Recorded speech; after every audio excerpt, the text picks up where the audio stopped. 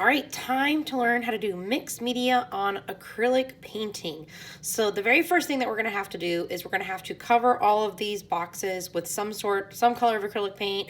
You can do a combination of colors if you'd like, make it a little bit of fun, or you can just do solid colors.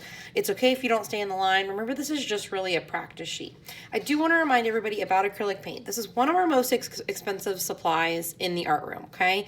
You need to make sure that you get a wet paper towel. I'm using these because I'm at home. You guys know the brown paper towels. And you need to have a tray underneath of it. And when you're getting your paint, I know that some of you guys say the paint comes out really quickly. You are in control of the paint flow. So you just have to be patient. You really do not need that much. I would say smaller than a dime size. It's better to get only a little bit, and then you can always go back and get more paint. Remember with acrylic paint brushes that you need to make sure to put them in the dirty brush container upside down so that they can get all of that acrylic paint out of it. Now, every single one of these is going to get acrylic paint except for this one that says oil pastel under. So before you acrylic paint it, you need to take oil pastels. I recommend getting a bunch of colors, and you're going to just color this whole square pretty heavy, like I'm pushing pretty hard on the oil pastel. Feel free to mix colors, make it pretty, whatever. Okay, so now what you're gonna do is you can kind of like do a little shake ski to get some of that oil off. I'm gonna take my acrylic paint, I'm gonna paint right over that oil pastel, and then I'm also gonna paint all of my other boxes.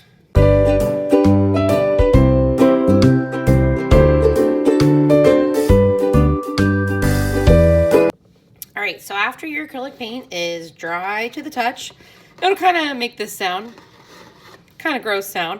It'll be very dry. It'll be kind of almost like it is sort of chalk. On top of all these things, we are going to do a bunch of different techniques. That's why it's called mixed media, because you're using more than one media, or another way to say media is another type of art supply. So the first thing, we're actually going to use acrylic on top of acrylic, but we're going to be doing something called an acrylic wash. If you remember when we did the watercolor techniques, a wash is when you add water to paint. So you are essentially thinning it down, adding some transparency to it. Acrylic paint itself is opaque. That's why you guys love to use it on your journal pages, because it so nicely covers all of those words of the journals. But the acrylic wash, we're actually purposefully leaving some see-through parts. And I'm going to do clouds again for my example. You guys don't have to. You can do whatever you want. But I do recommend drawing something for every single one. I think that it's easier to see how these techniques are going to work out if you actually are drawing something.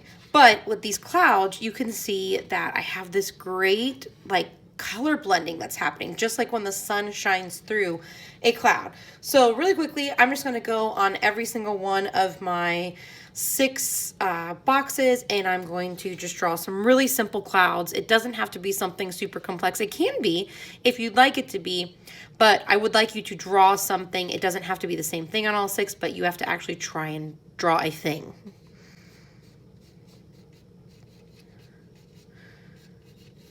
And boom. So the first thing I'm going to do for my acrylic wash is I'm going to get my wet paper towel and my tray. I have a very small one just for the sake of this demonstration. And I'm going to put some of the acrylic paint. I'm going to use blue, and I don't care about these mixing just because it's just a practice, and honestly this is kind of like a look I'm going for anyways. Blue and purple. And what I'm going to do to this blue and purple is I'm going to add a good amount of water to them. So next to the actual color, I'm just going to add a little bit of paint, but I'm going to add a lot of water. So you can kind of see my paper is like growing, my paper towel is growing. So this is a way to mix your wash before you start. You can also mix your wash on the paper. There's kind of 2 methods to do the wash. So my 2 washes are ready. So when I'm actually going to be painting for this wash, I'm going to pull from this watery area and this watery area over here. So when you do the acrylic wash, let me get a little closer for you guys. You are just using see-through paint. So essentially you're creating like a little bit of a watercolor paint. So you wanna make sure your brush is nice and watery. And then when you paint in areas, you still have that nice like opaqueness. And then see how the pinks and the reds are still showing through?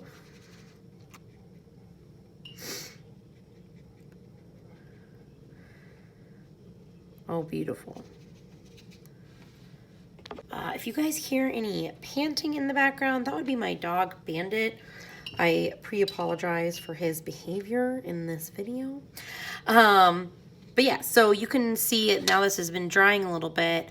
I really start to see some of that color go through. And what's cool about using the acrylic wash is it can be as opaque as you want, you know, using straight acrylic paint, or it can be as watery as you want using that watered down paint. Now, what's really cool is you can sometimes treat acrylic paint like watercolors. Now, remember, it still has that opaqueness, but I can just add on some straight water on top here. And essentially, I'm just mixing that nice transparent color and just kind of playing around. Now, you'll notice that acrylic paint does not blend the same way that watercolor does. You have to help it out a little bit more. You got to use a little bit more muscle when you're doing the acrylic washing. You got to really work it in there, get some more water on your brush, and make it happen.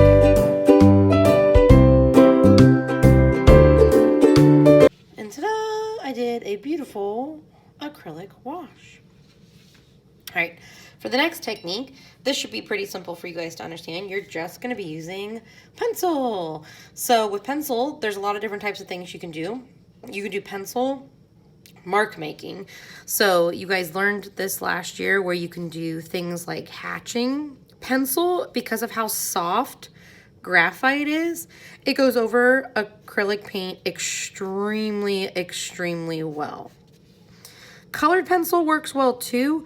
I do have to say colored pencil is a little bit waxier, so it doesn't go over quite as well, but you can still get some really nice effects with colored pencils or color sticks. Don't forget, you can also always do smudging and blending. So I can color this whole thing in. I can use a bit of a paper towel, or you can use your finger, and you can create little smoky effects. Again, what's cool, kind of similar to the acrylic wash, you kind of get a little bit of see-throughness because that graphite's not all the way opaque. So you can work in layers and you can just kind of see what sort of effects you like. So I'm going to finish out my pencil clouds. I encourage you guys to play around and mess around with these medias, kind of let these squares be a little playground that you play around with each media. All right, for masking and stenciling, there's a couple different ways that you can go about this. When you're trying to get a certain shape that you're doing, you can actually use masking tape to make a quick stencil. So if I take some masking tape and I want to make a design, like I want to make my clouds, I can actually cut it out. Cut it out. If you watch Full House, you'll know that reference. Okay. I'm going to just cut out very carefully because I don't want the edges to kind of curl around each other. I'm going to just make a little bit of a cloud shape. Okay. And I'm going to stick this cloud shape down and I'm going to press pretty hard. Now, this cloud shape means that when I paint over this, it will protect this nice macaroni and cheese color that I have. Another way that you can do some masking is by taking a piece of paper. This is my birthday card from my mom. Oh, not the card, the envelope, not the card. And same thing as I did with the masking tape, maybe a little bit easier, is I can cut a shape out. Going with some very biomorphic clouds this time. But don't throw away this negative one. And what I'm going to do is I'm going to use some rolled tape. Just a couple of pieces. You don't need very much at all. Actually, you could probably just do it with one, but I have two here. So, and you can just kind of set it down. And that, again, just like this, the masking tape is going to block out where you go. The last technique is creating a stencil. You guys remember this from last year. Creating a stencil is where you have open space and where paint will go. So these two are blocking the paint. This one is allowing the paint to go here, like here.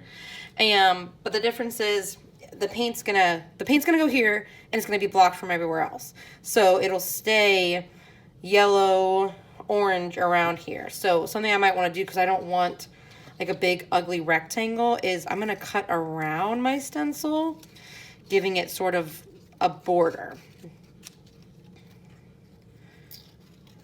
Like this. So I'm just gonna try and strategically place some rolled tape. Place a little bit of rolled tape there, and then I'm gonna put 2 other pieces of tape just off to the side here. Then I'm gonna take some acrylic paint. I'm gonna take some red acrylic paint, and I'm going to just, on these first 2, just paint right over them. You don't need that much. I'm just gonna take a little bit here, and I'm gonna go right over this gorgeousness that I have going on here. Be careful on this one that is only rolled. You might want to kind of like dab the edges like so, like that. And then also be careful here, because you can see that there's a little bit of a shadow. So I'm just trying to like directly go up and down with my paint brush to get a more concrete image. So when you're done with that, you're ready to reveal what was happening with your masking and your stenciling. So I'm just going to carefully lift up and reveal all these things. All right, so the next thing that you're gonna do is you're gonna need a pen with a sharp edge like this, or you're gonna need a pencil. So you guys put oil pastels underneath your paint, okay? So this one, I made all those pretty rainbow ones.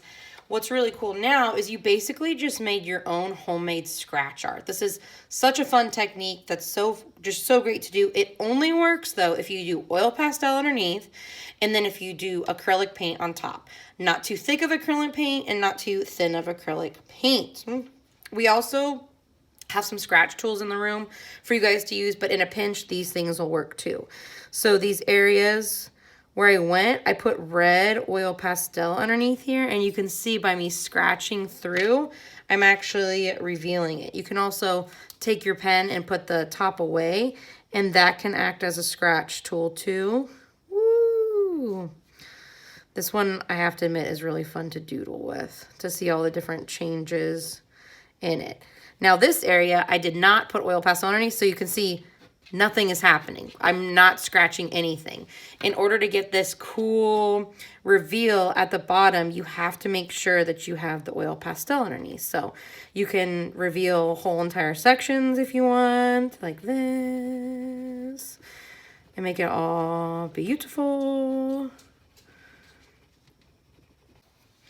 All right, the next technique is using an ink pen, like just a black ink pen. It can be ones that are like jelly like this, and a Sharpie tool is what you can do.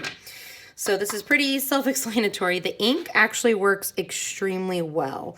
I'm just gonna do some really expressive gesture mark making in my clouds here.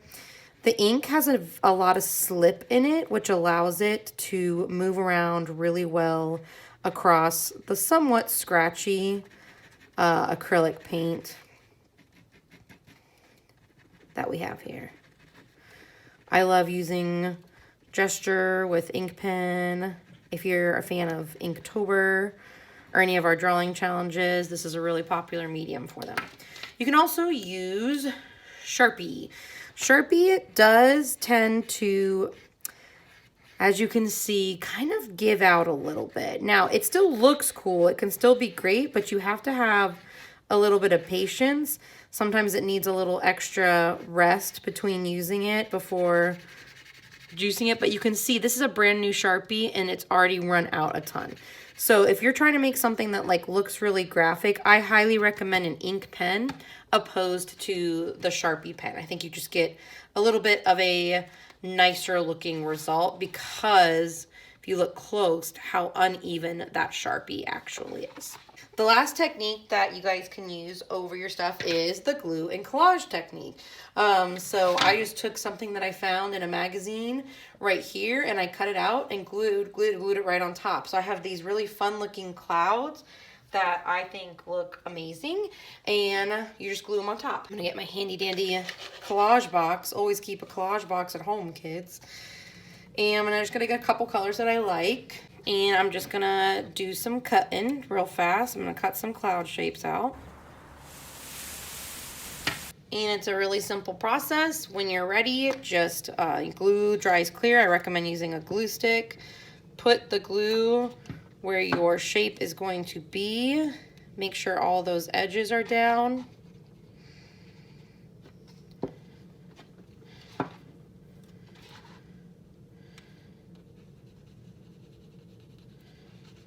If you need to, you can kind of use the glue stick to get those down a little extra.